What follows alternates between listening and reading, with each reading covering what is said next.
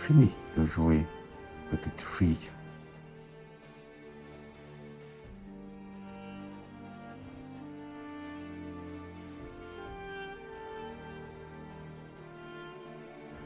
Autobiographie. J'ai survécu le régime Khmer Rouge à l'âge de 6 à 10 ans. J'ai mis 27 années avant de me décider à terminer ce récit. Des souvenirs incrustés au plus profond de mon être qui me tourmentent encore dans des cauchemars quasi quotidiens. Les Khmer Rouges ont volé mon enfance. Ils ont volé ma vie. En écrivant ma propre histoire, j'espère me délivrer de ce passé. Je souhaite porter témoignage, être la porte-parole de ceux qui ont été massacrés et ont succombé sous le régime Khmer Rouge de 1975 à 1979, car eux ne pourront jamais témoigner. Le régime Khmer Rouge était à la fois totalitaire, basé sur un système d'élimination raciale et irréel. Le monde joyeux de l'enfant que j'étais a été remplacé par un monde de terreur, de persécution, de famine, de souffrance, d'humiliation, de désespoir et d'incompréhension. La réalité quotidienne, la vie même s'est transformée en cauchemar. Ce cauchemar allait se dissiper. J'allais sortir de cet enfer en me réveillant. Mais le temps passait, le désespoir nous accablait, le système totalitaire nous paralysait.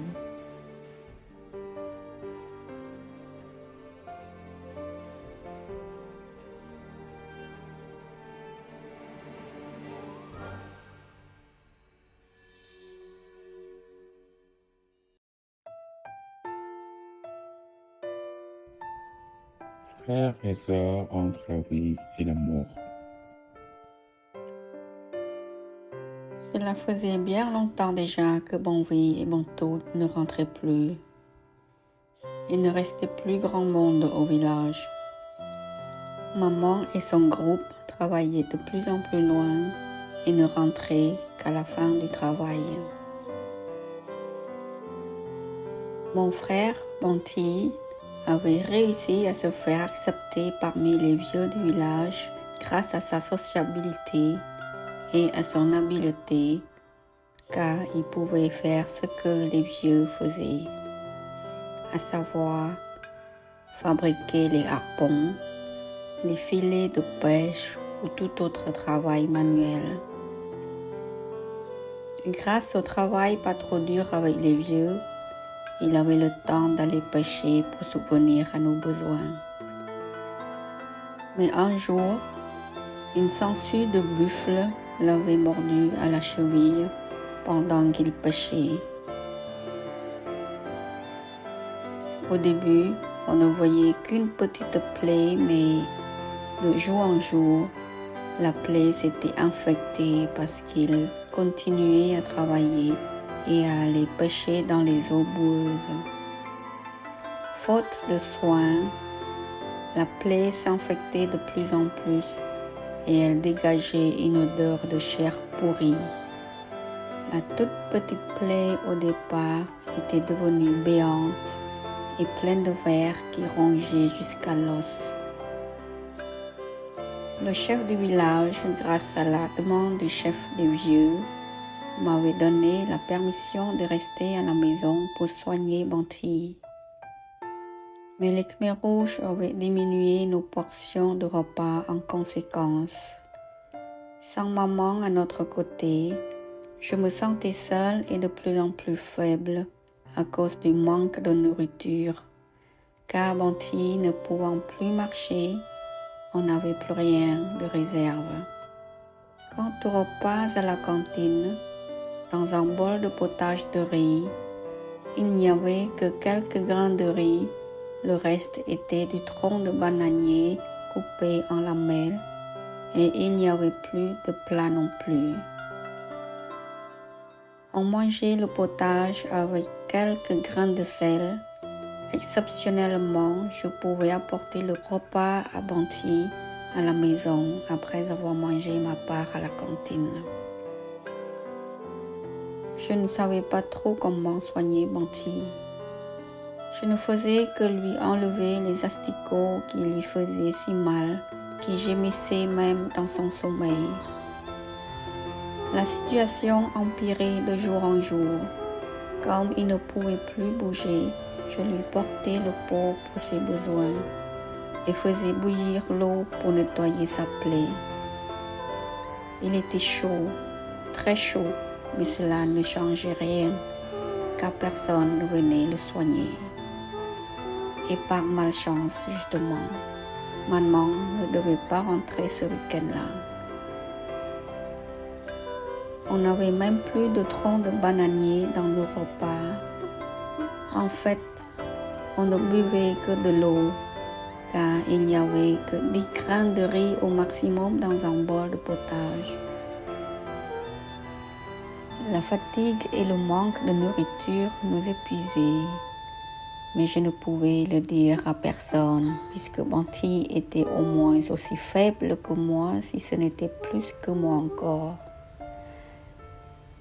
Quand je me déplaçais, je voyais le sol se déformer et se creuser devant moi. Je traînais mes pieds tellement ils étaient devenus lourds et je trébuchais sur les moindres bosses qui étaient sur mon chemin. J'avais la sensation de marcher sur du vide. Je me dandinais car mes pas n'étaient pas du tout assurés. Je devais marcher comme quelqu'un qui est sourd. En après-midi, alors que j'allais faire pipi entre les rangées d'ignames, à environ 5 mètres de la maison, je me sentais partir. J'entendais les battements de mon cœur de plus en plus lents. Je me forçais d'appeler Banti, mais il ne me répondait pas. J'appelais même maman, sachant qu'elle ne pourrait pas venir à mon secours. Mais c'était comme une sorte de réflexe, un dernier espoir, un dernier mot. Je ne pouvais m'en aller sans le prononcer. Je ne voulais pas mourir. Je regardais autour de moi s'il y avait des insectes que j'aurais pu manger, mais il n'y avait rien. Dans un dernier effort, je creusais la terre avec mes doigts pour avoir les ignames, mais en vain. J'étais trop faible pour y arriver. Alors je ramassais de l'herbe et je la mettais dans ma bouche pour tenter de survivre. Mais je n'arrivais plus à mâcher. Je n'avais plus de salive et ma force m'avait déjà abandonné. Soudain, je n'entendais plus rien, même pas les oiseaux, ni les cigales qui d'habitude criaient sans cesse, et même plus les battements de mon cœur, puis plus rien.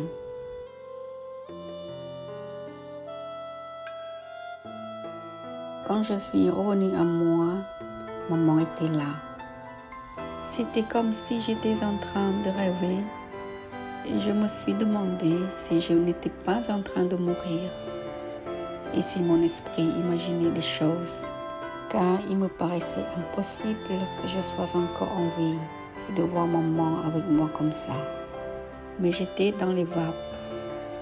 Impossible de penser, alors je refermais les yeux et me laissais aller.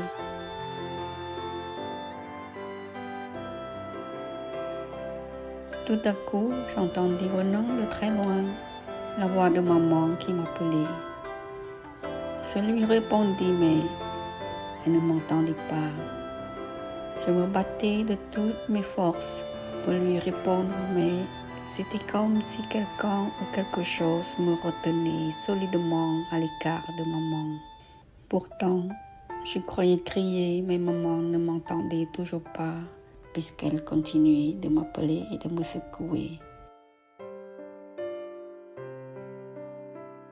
Au bout d'un long moment, je finis par reprendre vraiment conscience. Et oui, maman était bien là. J'étais à la fois étonnée et émerveillée de la voir à côté de moi, car c'était inespéré. Mais ma seule envie à ce moment précis était de me rendormir paisiblement, car j'étais vraiment bien, sachant que maman veillait sur nous.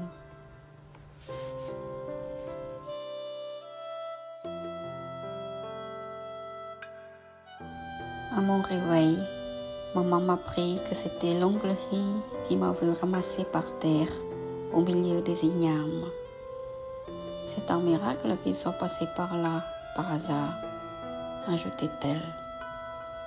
Quant à Banti, il était soigné avec des antibiotiques qu'elle avait pu se procurer je ne sais pas où. Grâce à ces médicaments, la cheville de Banti guérissait rapidement.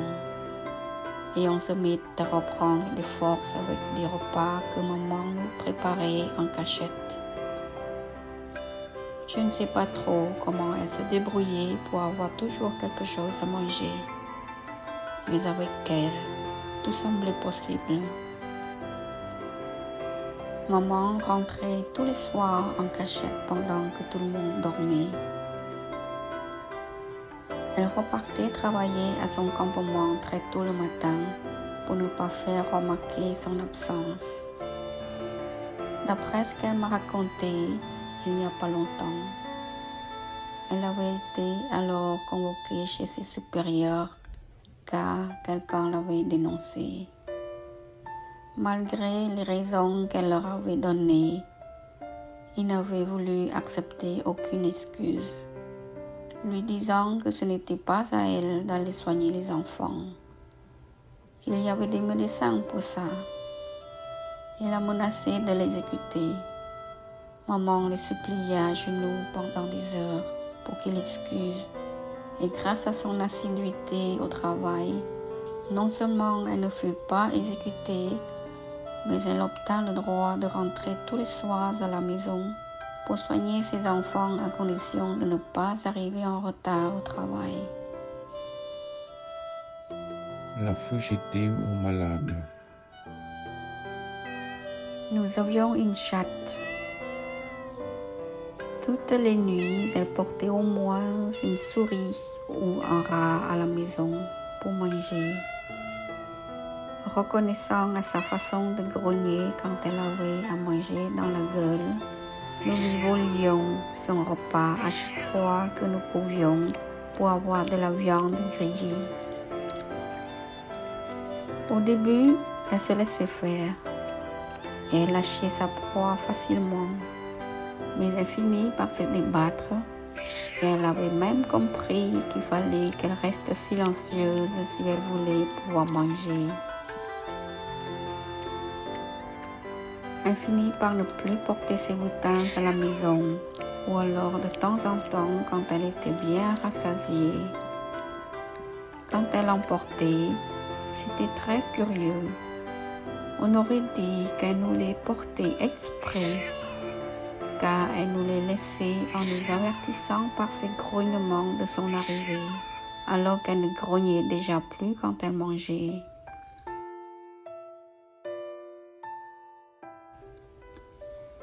De temps en temps, il nous arrivait de trouver, en creusant dans la terre avec une bêche pour faire les besoins, des souriceaux tout rouges qui avaient des yeux encore fermés. Nous ne les vidions même pas, car ils se nourrissaient encore du lait de leur mère, et nous les mangions entiers grillés. Ils étaient bien crémeux. À présent, les enfants qui avaient plus de 7 ans devaient partir travailler loin du village, et ceux qui n'étaient pas en âge de partir restaient au village sans rien faire, et moi, j'en faisais partie.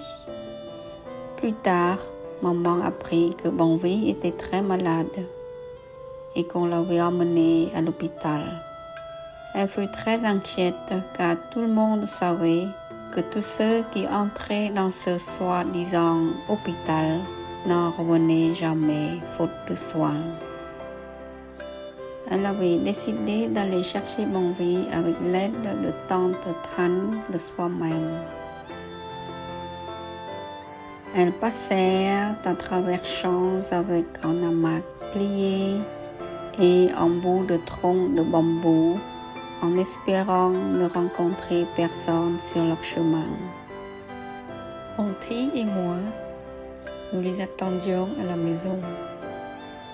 Je n'arrivais pas à m'endormir parce que je m'inquiétais pour maman. Il était très tard déjà quand elle revint. Et je ne reconnus pas Bonvi lorsqu'elle a sorti du hamac, tellement elle était maigre.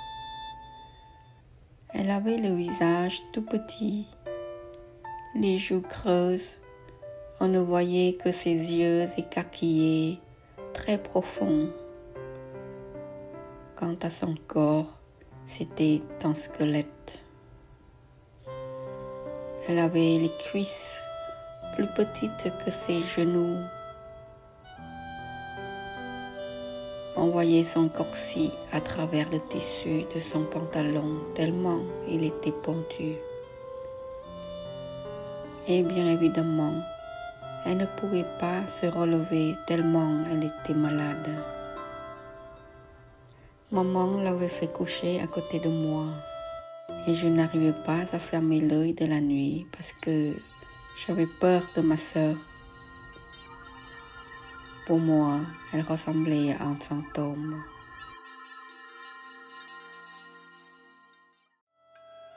Le lendemain matin, maman était allée demander l'inscription de Bonvi dans le village pour qu'elle puisse avoir accès à la ration quotidienne. Mais les chefs du village la lui avaient refusé en lui répondant que si elle voulait la garder dans le village, elle devrait partager son repas avec elle.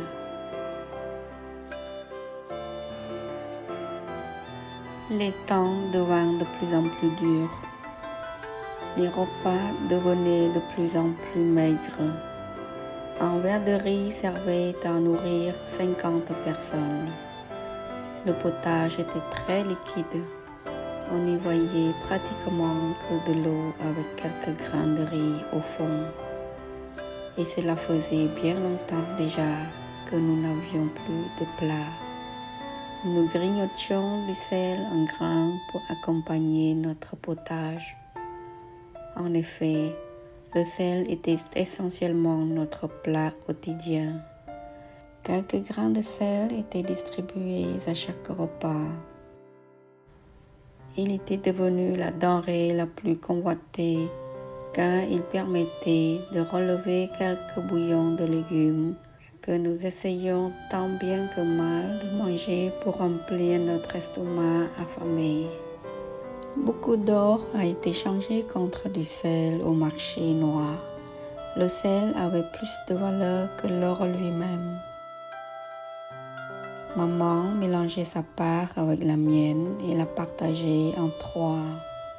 Bonti gardait sa part en totalité car maman avait estimé qu'il avait besoin de manger plus que nous, les filles. Nous mangions des feuilles de patates douces cuites à l'eau pour compléter. Voler pour survivre. Bientôt, le riz commença à mûrir dans les champs.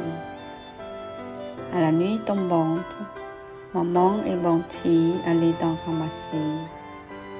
Et nous le battions dans un krama, une sorte de foulard offert par le régime. Puis, maman le faisait cuire dans une théière et nous le mangions la nuit même. Le riz était très parfumé et avait une saveur extraordinaire. C'était tellement bon que nous en mangions à nous éclater la panse. D'ailleurs, Nous avions failli mourir après avoir mangé ce riz pour la première fois.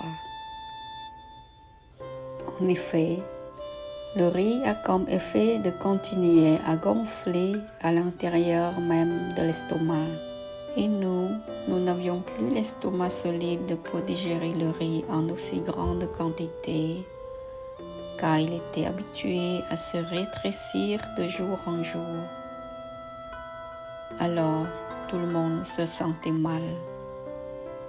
Je ne sais pas ce que les autres ressentaient, mais moi, j'étais très mal. Je ressentais une montée de chaleur et je transpirais. J'avais le souffle coupé, le ventre gonflé. J'étais restée couchée sans pouvoir bouger pendant au moins 1 heure. Maman ne savait pas trop quoi faire. Elle était restée là, à nous regarder gémir, et de temps à autre, elle me donnait à boire. Et puis, j'avais brusquement envie d'aller aux toilettes. Maman m'avait aidé à aller faire mon besoin. Je me sentais mieux de suite après l'avoir fait. Le lendemain matin, on avait creusé un trou dans la terre sous la hutte pour piler le riz. Ainsi, on mangeait du riz tous les jours. De jour en jour, Bonvie allait mieux en mieux. Mais elle n'avait toujours pas sa place au village. Donc, elle restait à la maison à piler le riz pour le sortir des écorces. Tous les jours, dans la journée, pendant que maman et Banti allaient travailler, j'aidais Bonvie à piler le riz. Mais mon rôle principal était de surveiller les allées et venues des gens. Je montais sur un arbre de goyave et je guettais. Si quelqu'un venait dans notre direction, je donnais l'alerte en chantant ou en tapant les mains ou en sifflant et Bonvie s'arrêtait de piler et cachait tout. Et cela fonctionnait à merveille. Et une après-midi, pendant que ma sœur pilait le riz, j'avais aperçu un groupe d'enfants accompagnés de 2 adultes qui se dirigeaient vers nous. Après avoir donné l'alerte à Bonvie, j'étais descendue de l'arbre de suite pour venir l'aider à cacher le riz, le trou et les accessoires. Et bien sûr, Bonvie était allé se cacher dans la hutte et moi, j'étais assise sur le devant de la maison, ayant l'air de ne rien savoir. J'attendais de pied ferme ce groupe d'enfants. Ils ne tarderaient pas à arriver car j'entendais leur chant de plus en plus fort. Soudain, je fus surprise par une femme habillée en noir avec un foulard rouge autour du cou. Elle apparut devant moi si soudainement que je sursautai car je portais toute mon attention à ceux qui chantaient. La femme me demanda de l'eau à boire. Les autres arrivèrent après. Je leur avais prêté un bol fait en écorce de noix de coco et tout le monde s'était servi de l'eau de la jarre. Après avoir bu l'eau, la femme qui m'avait surprise au début me demanda mon âge. Je lui ai répondu que j'avais 7 ans. Avec un air surpris, elle demanda, s'adressant à moi, « Comment ça se fait que tu ne sois pas avec les groupes d'enfants ?» Ne sachant pas que lui répondre, j'étais restée muette et inquiète face à sa question. Ils étaient repartis aussitôt que tout le monde ait bu. Bonvie sortit de sa cachette et on recommença notre activité interrompue par les visiteurs.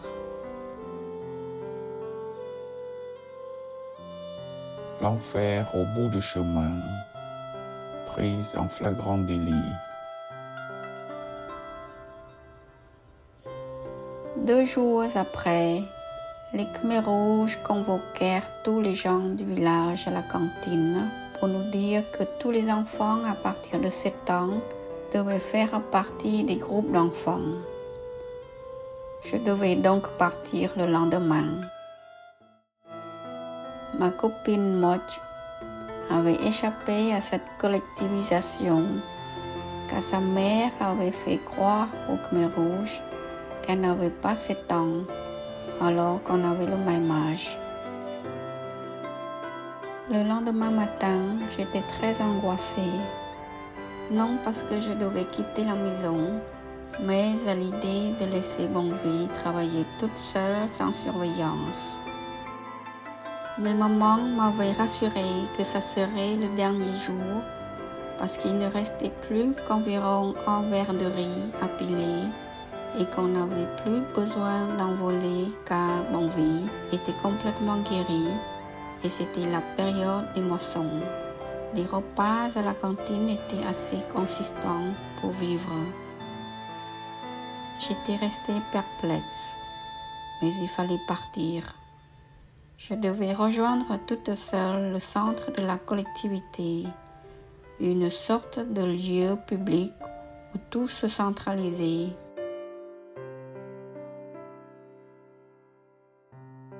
Pendant tout le trajet, je n'arrivais pas à chasser cette inquiétude envers Bonvi et maman. Je voyais ma sœur en train de piler le riz sans moi, et la seule idée de penser à ce qui pourrait se passer me terrifiait. Je marchais sans âme, car mon âme était restée à la maison. Soudain, je me retrouvais devant une grande place où tout le monde travaillait par groupe. Il y avait surtout des enfants. Je pris conscience que c'était ma destination. J'ai été prise en charge de suite et je me suis retrouvée avec le groupe de ma cousine Sinat.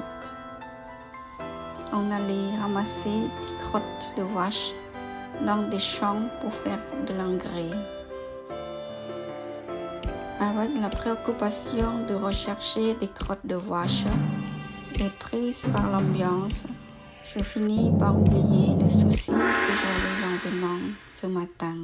En plus, à midi, on nous servit un repas bien consistant avec du potage très solide et un poisson entier grillé. En voyant ce festin, je m'étais dit, pourquoi ne suis-je pas venue plus tôt? Après le repas, 2 groupes furent constitués. Un groupe partit à la recherche de Contrengkaet, une sorte d'herbe qui a une apparence semblable aux orties en France, dans des broussailles, tandis que l'autre resta sur place pour les découper en lamelles, toujours pour faire de l'engrais. À la fin de la journée, j'étais fatiguée car je faisais partie du groupe qui ramassait, mais j'étais satisfaite d'avoir participé et de m'être retrouvée parmi les autres enfants.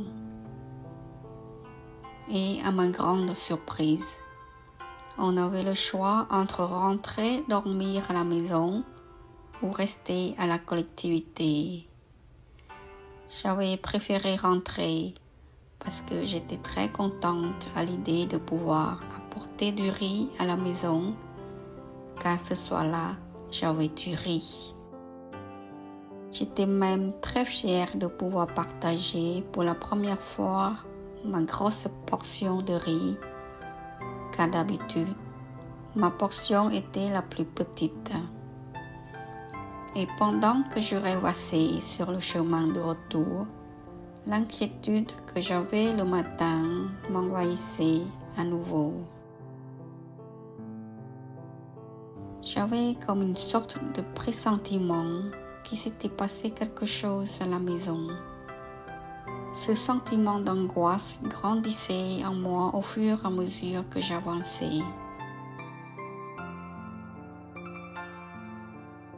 Le chemin était bordé de gros arbres, mais je marchais aveuglément à cause de mes mauvaises pensées. Sauf que, à un endroit, le chant de cigales était tellement fort que cela avait attiré mon attention. J'avais levé la tête pour regarder le grand arbre qui était à quelques pas de moi. Et mon regard s'était arrêté à un endroit où j'avais remarqué une chose étrange. Il y avait une sorte de bandeau en relief d'environ 1 mètre de hauteur qui contournait le gros arbre d'environ 1 demi-mètre de diamètre. Rongé de curiosité, je m'approchais pour mieux observer. La chose se composait de tiges gris clair et gris foncé.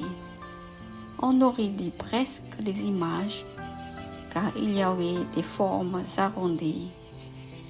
Plus je la fixais, plus cela m'intriguait. Au début, je pensais que c'était les écorces de l'arbre, mais les reliefs me laissaient perplexe. J'avais décidé donc de toucher la chose avec une branche. Et ce que j'avais découvert dépassait mon imagination. J'étais comme paralysée par ce que j'étais en train de voir. La chose bougeait. Pendant un moment, j'étais restée immobile avec les poils dressés, incapable de réagir. C'était de grosses chenilles avec de gros yeux. Je m'efforçais de reprendre mes esprits et je reculais très doucement et dès que je sentais la route sous mes pieds, je courus très vite sans m'arrêter jusqu'à l'entrée du village. Soudain, l'angoisse m'envahit violemment à cause du silence, comme si j'avais reçu un coup. Le village était inhabituellement calme. Les personnes que je croisais et qui d'habitude me souriaient baissaient les yeux en me voyant. Cela me peinait encore plus. Ce chemin qui d'habitude me faisait peur, ce soir-là me rendit triste et oppressé au plus profond de moi. J'avais presque la certitude qu'il s'était passé quelque chose dans ce village et même que cela me concernait. Au coin du chemin, là où il y avait un arbre de poterie, à environ 20 de pas de chez moi, de la maison de droite, on me faisait signe de ne pas aller à la maison. Cela me rendait encore plus angoissée. Au lieu de m'arrêter, je courus encore plus vite vers la maison, car cette fois-ci, je n'avais plus de doute. Il était arrivé un malheur à ma famille. À la maison, je vis ma sœur en train de faire son sac. Sans un mot en me voyant arriver, je lui demandai « Où vas-tu » Elle se contenta de me dire « Je m'en vais, je m'en vais ». Et quand je lui eus demandé où était maman, elle me répondit qu'on l'avait emmenée. Tout à coup, je réalisai que la crainte de ce matin avant mon départ était justifiée. J'espérais de toutes mes forces que ce qui était en train de se passer soit seulement un terrible cauchemar.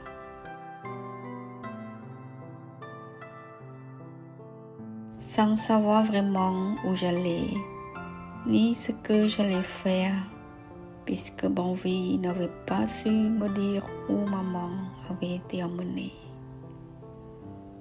Je m'en allai de la maison en courant. J'allais voir la voisine qui était une tante aussi. C'est elle qui m'avait fait signe de ne pas rentrer à la maison. Elle me conseilla d'aller voir à la cantine chez le chef du village. Je pleurais en courant et en appelant « Maman, maman ». Je demandais à chaque personne que je croisais si elle avait vu maman. Et les réponses étaient négatives. Mon désespoir était si grand que je croyais m'évanouir à tout instant. Mes larmes coulaient à flot et je voyais à peine le chemin. J'avançais presque à l'aveuglette et lorsque je fus arrivé au bout du chemin, j'aperçus la silhouette de maman qui sortait juste du coin. J'essuyai mes yeux pour mieux voir, pour ne pas me tromper. Non, je ne me trompais pas. C'était bien maman qui venait vers moi. Je courus vers elle et me laissai tomber dans ses bras en pleurant et en criant « Oh maman, qu'est-ce qui nous arrive ?» Et maman pleurait sans dire un mot. En fait, il n'y avait pas besoin de se parler. On se comprenait. La tristesse était si grande qu'elle se lisait au fond de nos yeux.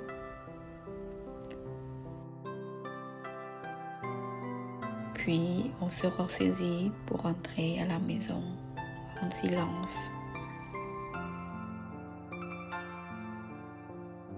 Quand Banti rentra, il ne dit rien non plus. Il devait déjà être au courant de l'événement. On se contenta tous de se regarder dans les yeux luisants de larmes qui coulaient sans cesse. Ils avaient apporté leur gamelle et moi la mienne. Normalement, cela m'aurait rendu fière, mais ce soir, tout était sinistre.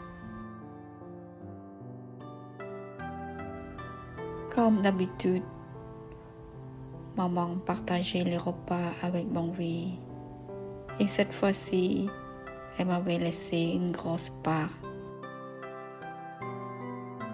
Pendant un long moment, on mangea dans le silence, mais la curiosité me tenaillait, alors je demandais ce qui s'était passé.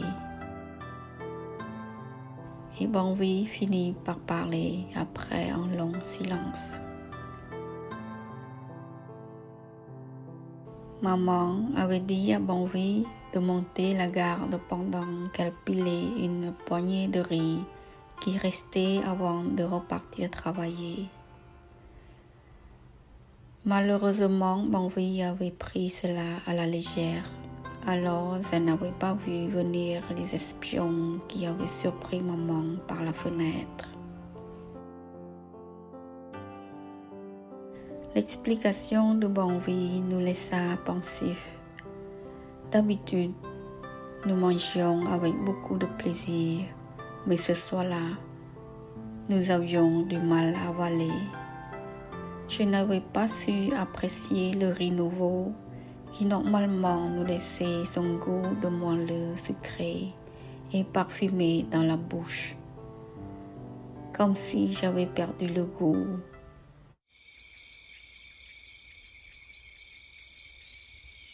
Prisonnière en sursis, mon désarroi. Ce soir même, après avoir mangé, maman nous avait dit à Banti et à moi d'aller dormir chez Yenei parce qu'elle avait dit aux espions qu'elle n'était que toutes les deux. Elle n'avait pas d'autres enfants. Et d'après maman, il reviendrait les emmener cette nuit.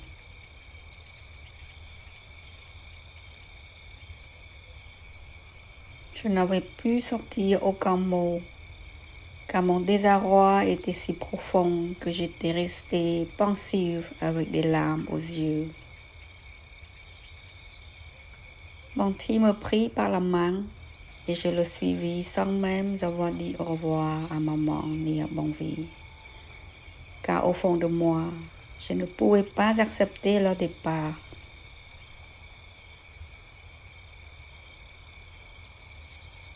Yenei nous attendait déjà. Je lisais sa compassion envers nous sur son visage. Cette nuit-là fut la plus longue de ma vie.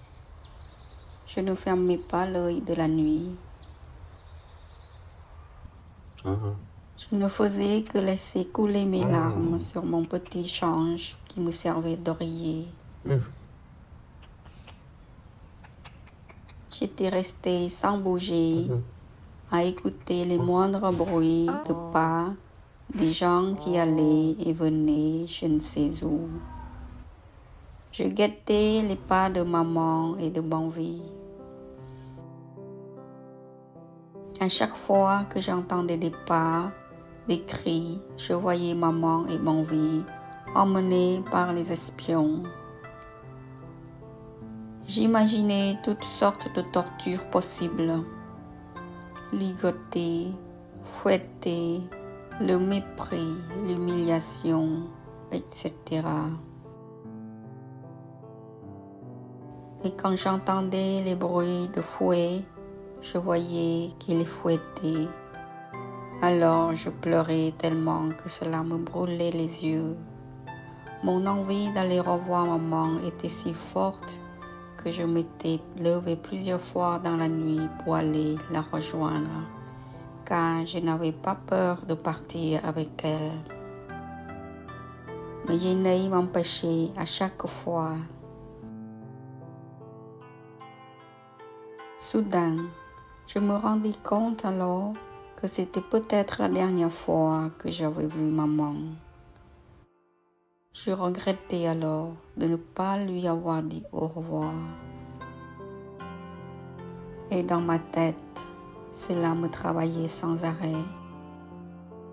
Je ne sais pas si Banti dormait, mais en tout cas, il ne bougeait pas.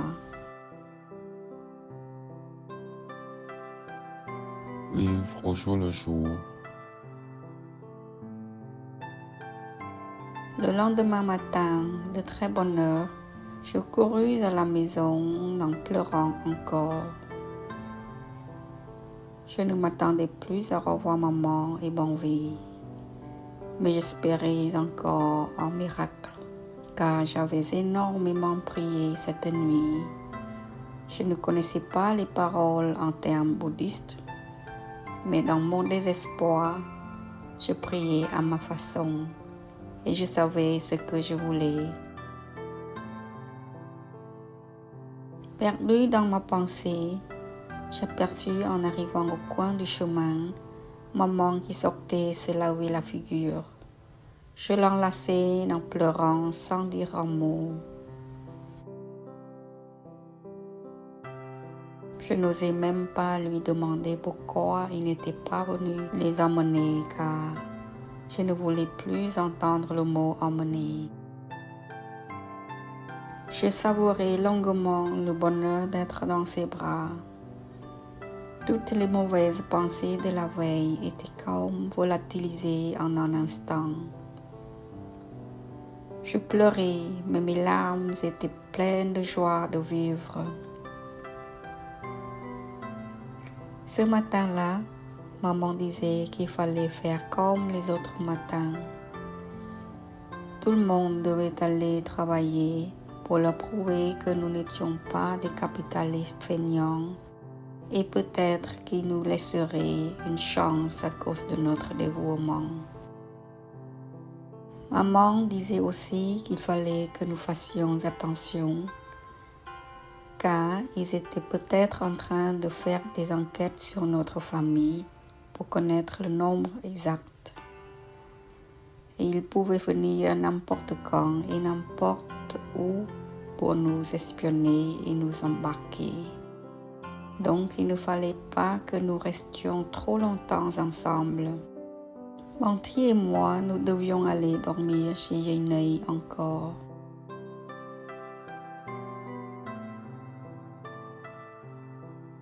C'était très confus dans ma tête.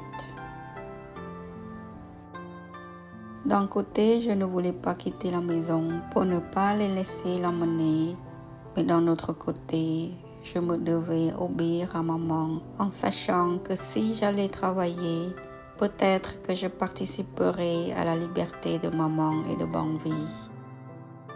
Et puis, je ne voulais pas contrarier maman, car elle avait déjà assez de peine comme ça.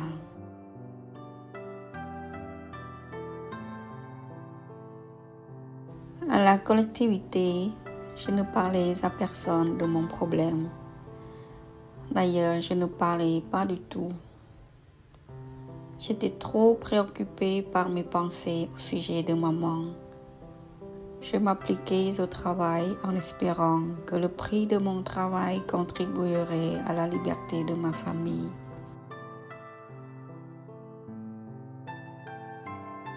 À l'heure du retour, je me sentais soudain angoissée à l'idée de penser que maman et Banvi ne seraient peut-être plus là.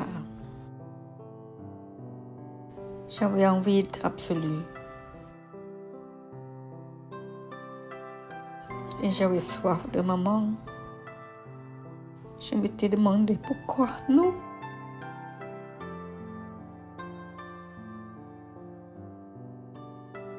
Je marchais sans savoir vraiment où j'étais. Mais machinalement, je poursuivais mon chemin qui menait vers la maison. Arrivé au coin du chemin, j'essayais d'apercevoir une présence à la maison. Mais je ne voyais personne. Mon angoisse grandissait d'un coup et je commençais déjà à pleurer en me précipitant vers la maison. Ne voyant personne en arrivant, je cherchais Banvi partout, mais il n'y avait personne.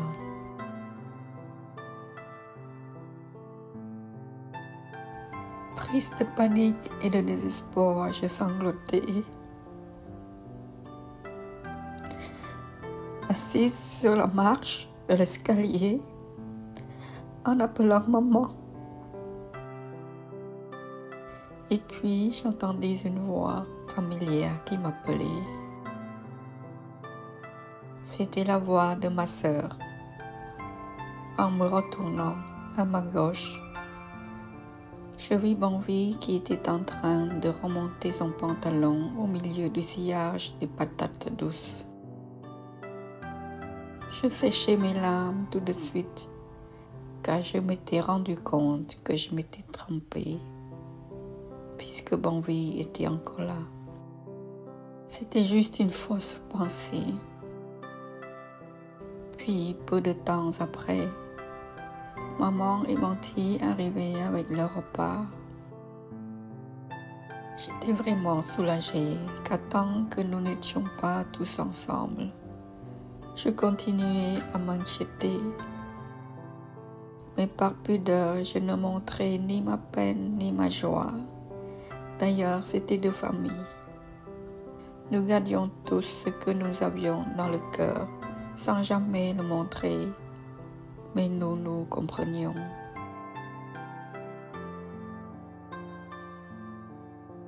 Ce soir, nous avons pu apprécier notre repas. J'ai dit « nous » parce que je ressentais cela en les voyant parler, avec plus de gaieté. Et puis, c'était comme si chacun essayait de vivre cet instant de sursis, en profitant au maximum de chacun de nous.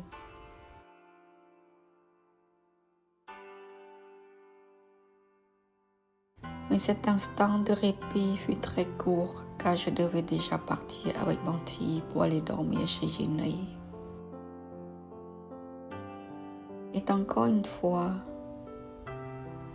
je n'arrivais pas à dire au revoir à maman, bien que je fus consciente que peut-être c'était la dernière fois que je la revoyais, car je n'acceptais toujours pas son départ. Mais je ne voulais surtout pas briser le fait qu'elle se donnait tant de mal pour nous rassurer par son attitude optimiste. Je n'avais pas le droit de la décevoir.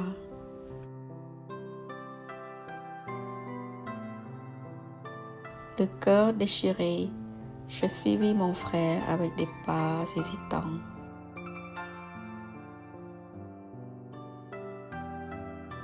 Comme la nuit précédente, je priais Dieu et je restais éveillée à écouter les pas et les bruits ou les cris qui pouvaient m'indiquer que c'était maman et ma sœur qui passaient par là. Je me précipitais à chaque fois que j'entendais un bruit suspect pour tenter d'apercevoir depuis le seuil de la porte qui faisait croix sur le chemin. Et comme c'était le clair de lune, je pouvais voir et identifier ceux qui passaient. Mais je n'en pouvais plus. J'étais épuisée et j'avais sommeil. Je m'efforçais de rester éveillée, mais je finis par m'endormir.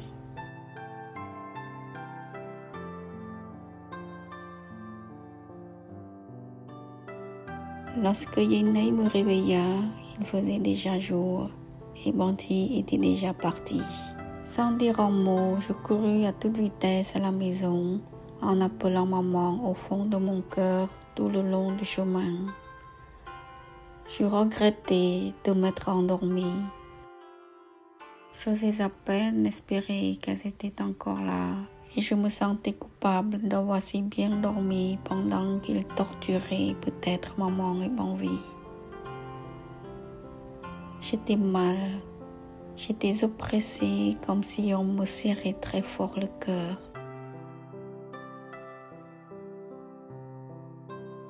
Comme j'arrivais à la maison, Banti en sortait, mais je ne lui ai rien demandé, me précipitant à l'intérieur pour m'assurer de la présence de maman. Elle était là, souriante et prête à partir au travail elle aussi. Je n'avais pas pu m'empêcher d'aller la serrer dans mes bras, mais sans un mot. Nous avons gagné une nouvelle journée de sursis. Dans la tristesse, dans la peine, dans le déchirement et dans le regret, nous profitions les uns les autres au jour le jour sans penser au lendemain. Le sursis avait duré une semaine déjà lorsque le 7e jour, je ne vis personne en rentrant de la collectivité. Dans un premier temps, je m'étais dit que maman et Banti étaient peut-être en retard. Alors je cherchais Banvi partout. Je l'appelais et j'allais vérifier si elle n'était pas quelque part au milieu des sillons des patates douces, comme la dernière fois. Mais elle demeurait introuvable.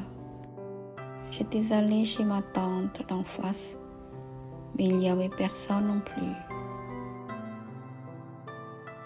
Le silence et la solitude n'arrangeaient rien. Tout était confus dans ma tête. Cependant, je ne pleurais pas pour autant, car j'avais mûri. J'essayais de me raisonner et surtout, je ne voulais pas penser qu'il les avait emmenés tous les trois.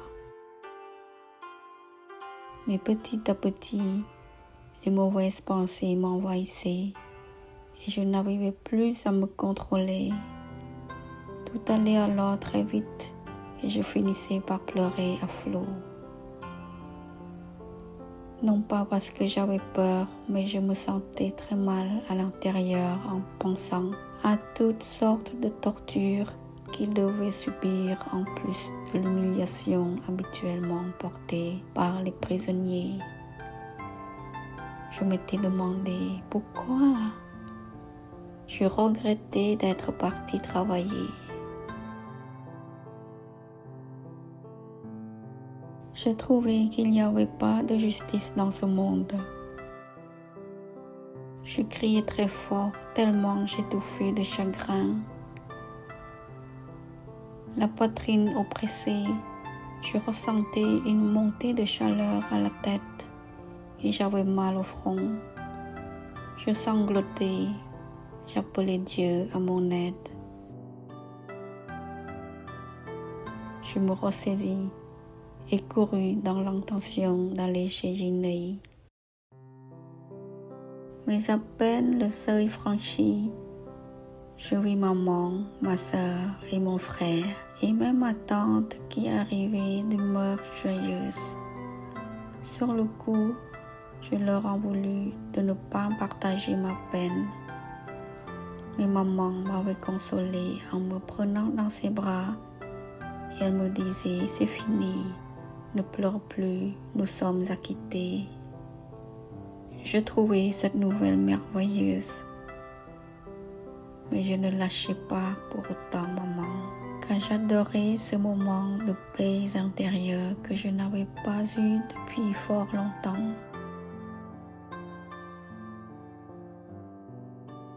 Je trouvais soudain le monde merveilleux et juste. La beauté du ciel bleu sans nuages me redonna le goût de vivre et d'apprécier cette deuxième vie qui nous avait été accordée, car je considérais cette liberté comme une renaissance. D'après maman, cet acquittement, nous le devions au chef de section, qui, après avoir entendu notre cas, avait décidé de nous acquitter et avait même ordonné au chef du village d'incorporer mon vie dans le village. D'ailleurs, il venait juste de sortir d'une réunion d'information et c'était pour cela qu'il rentrait tardivement ce soir-là. Ce soir, toute la famille mangeait en riant. Je trouvais le repas particulièrement bon. Nous étions tous très éprouvés et nous allâmes nous coucher tôt. Et je n'avais pas oublié Dieu que j'avais tant prié ces derniers temps. Je le remerciais avant de dormir d'avoir exaucé mon vœu et d'avoir été là quand j'avais besoin de lui. Même si je ne faisais pas la prière tous les jours, Dieu restera toujours en moi car j'avais appris à faire la part des choses entre le bien et le mal. C'était ma profonde conviction et ma croyance. La pêche interdite. Pour recevoir la suite. Et afin de faire entendre nos témoignages les uns après les autres, cliquez sur aimer, partager et s'abonner en bas de l'écran. Cela ne vous coûte rien, mais au contraire, cela aiderait beaucoup à nos enfants. J'appelle à témoin ceux qui ont vécu durant ces périodes. Ne laissez pas ce mal aux oubliettes, car le mal oublié est aussi dangereux que la braise oubliée. Il peut revenir dans la vie de nos enfants par faute de notre silence. Nous avons le devoir de faire connaître au monde entier ce qui s'est passé au Cambodge. Ne restez plus dans le silence. Que ceux qui ont survécu de cet enfer me rejoignent pour témoigner votre propre histoire tour à tour, pour sensibiliser les jeunes générations afin d'éviter que ce régime ne puisse plus jamais revenir, ni au Cambodge, ni ailleurs dans le monde, car le risque est bien encore présent. Contactez-moi au 06 71 37 94 72 par mail alinelacoste69@gmail.com. Je viendrai recueillir votre témoignage chez vous si vous ne pouvez pas vous déplacer. Il ne s'agit pas de politique. Grand merci à vous.